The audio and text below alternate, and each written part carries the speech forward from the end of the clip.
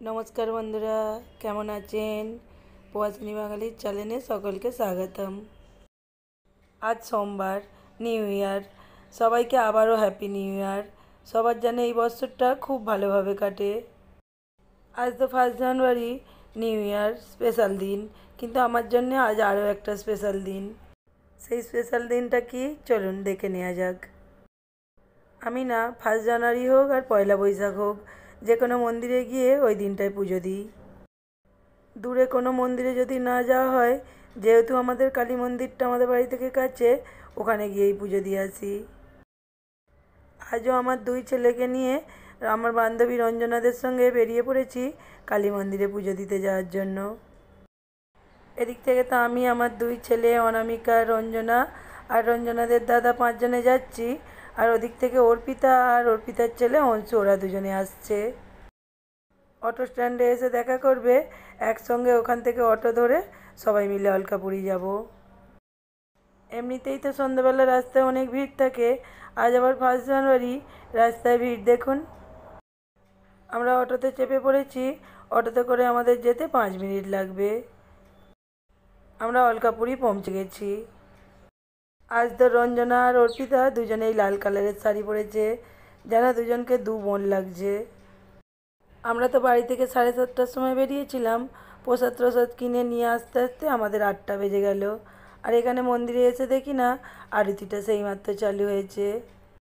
চলুন আপনাদেরকেও একটু আমাদের এখানে আরতিটা দেখিয়ে দিই।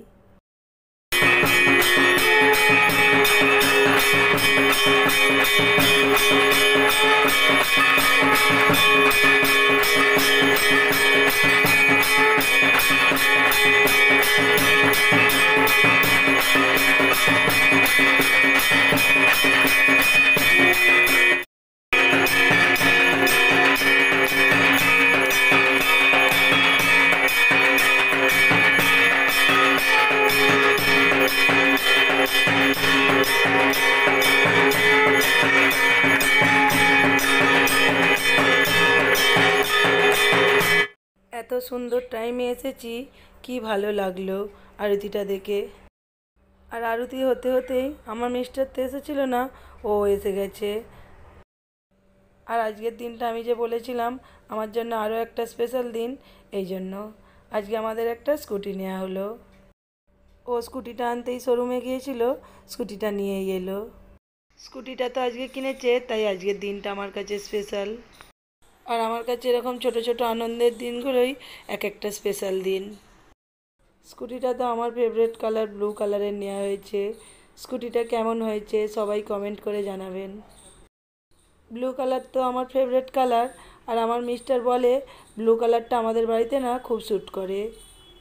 যেমন এবছরেই দেখুন না, আগের বছরে ছেলেদের বার্থডেতে ব্লু কালারের জামা নিয়েছিলাম, এবছরে নেওয়ার কথা নয়, অন্য কালারের জামা দেখে এলাম, তারপর যখন নিতে গেলাম পেলাম না, সেই ব্লু কালারই নিতে হলো। আর স্কুটিটাও যখন কিনতে গিয়েছিলাম না, ভেবেছিলাম একটা সুন্দর কালার দেখে নেব, কিন্তু ওখানে গিয়ে আমাদের এই ব্লু কালারই পছন্দ হলো। সকলের পুজো দেওয়া হয়ে যাওয়ার পর আমি, রঞ্জনা, অর্পিতা 3 জনেও আমাদের পুজোটা দিয়ে নিলাম। 1 জানুয়ারি পুজোটা দেওয়া হয়ে গেলে তারপর আমাদের স্কুটির পুজোটা করে দেবেন। আজ 1 জানুয়ারি পুজো দেওয়ার জন্য মন্দিরে অনেকটা ভিড় হয়েছিল। সবাই চলে যাওয়ার পর আমাদের পুজোটা দিলাম। আমাদের পুজোটা দেওয়া হয়ে যাওয়ার পর আমরাও ঠাকুরের সামনে একটু ধূপ বাতিটা জ্বালিয়ে নেব। কালী মায়ের কাছে ধূপটা দেখিয়ে নিয়ে আমরা তুলসী তলায় ধূপটা দিয়ে দেব।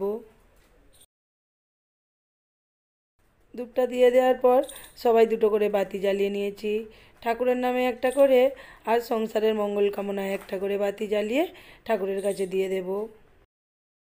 সবাই যেন সুস্থ থাকে, ভালো থাকে, সারা বছরটা যেন সবার খুব ভালো কাটে। মোমবাতিটা জ্বালিয়ে দিলাম।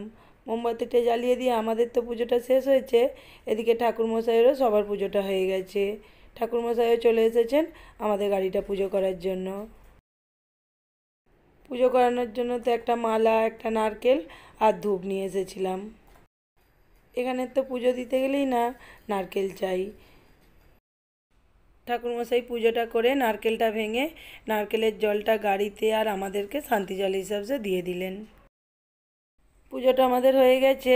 পুজো হয়ে যাওয়ার পর অর্পিতা সবার সঙ্গে একটু হ্যাপি নিউ ইয়ার করে নিচ্ছে, কারণ কাল রাত্রিরে তো ও আমাদের বাড়ি এসেছিল না, তাই আজকে সবার সঙ্গে গলা মিলে একটু হ্যাপি নিউ ইয়ার করে নিচ্ছে।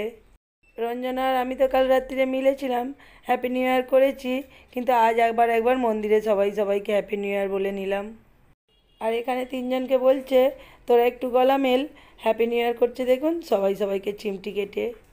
পুজো দেওয়া তো হয়ে গেছে, আর এদিকে না রঞ্জনার শাঁখাগুলো বেড়ে গিয়েছিল, তাই এখানে একটা বাঙালি দোকান আছে, এখানে শাঁখা পাওয়া যায়, ওখান থেকে শাঁখা কিনে দাদা ওকে শাঁখাটা পরিয়ে দিচ্ছে। মন্দিরে বসে তো মায়ের কাছে শাঁখাটা পড়ছে, তার উপর ওকে দাদা পরিয়ে দিচ্ছেন। রঞ্জনার কাছে তো এটা আলাদাই মুহূর্ত, আজকে তো ওর দিনটাও স্পেশাল হয়ে গেল। আর আজকের দিনটা এরকমভাবে স্পেশাল কিন্তু অনামিকা করলো। শাঁখাটা কিনে তো বাড়ি নিয়ে চলে আসছিলো, অনামিকা বলল মাম্মি শাঁখাটা মন্দিরে গিয়ে পড়ো আর বাবা তোমাকে পরিয়ে দিক। এখানে তো ওই গানটা মানায়, তোমার মনের মতো করে আমায় তুমি সাজিয়ে নাও। আর এখানে রঞ্জনার ফিলিংসটা যে কী হচ্ছে সব মেয়েরাই বোঝে।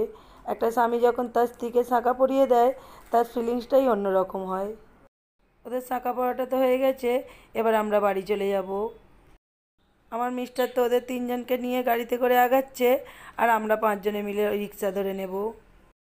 চলুন রিক্সাটা আমরা এখান থেকে ধরে নিই, আর আজকের ব্লগটাও আমি এখানে শেষ করছি। আর আজকের ব্লগটা যদি ভালো লাগে লাইক কমেন্ট করে দেবেন। সকলে ভালো থাকবেন, সুস্থ থাকবেন, সাবধানে থাকবেন। আবার দেখা হবে নতুন একটা ব্লগে। আর ব্লগটা যদি ইউটিউব চ্যানেল থেকে দেখেন, নতুন বন্ধু হলে সাবস্ক্রাইব করে দেবেন, আর ফেসবুক পেজ থেকে দেখলে নতুন বন্ধু হলে ফলো করে দেবেন।